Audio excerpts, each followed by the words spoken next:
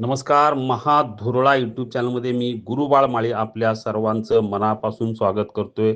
सध्या राज्यात हालचाली सुरू आहेत. दोन राष्ट्रवादी एकत्र येण्याबरोबरच मनसे आणि शिवसेना ठाकरे गटाचेही मनोमिलन होण्याच्या दृष्टीने चर्चा सुरू आहे.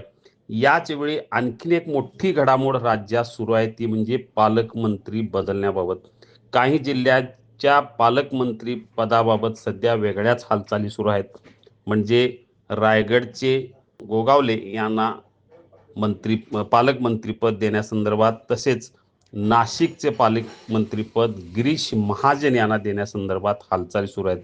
याच वेळी आणखीन एक धक्कादायक माहिती समोर येत आहे, ती म्हणजे कोल्हापूरबाबत.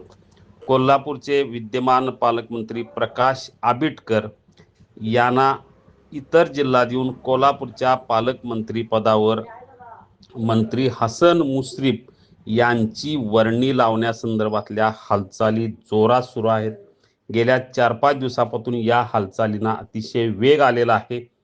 एकूणच राज्य पातळीवर या हालचाली सुरू असताना या चर्चेने सध्या खळबळ उडाली आहे. कारण केवळ 5 महिनेच झालेत आंबेडकर यांना पालकमंत्री करून, आणि त्याच वेळी मंत्री हसन मुश्रीफ यांची प्रचंड इच्छा होती की आपल्याला कोल्हापूरचं पालकमंत्रीपद मिळावं, पण त्यांना वाशिमचं पालकमंत्रीपद देण्यात आलं.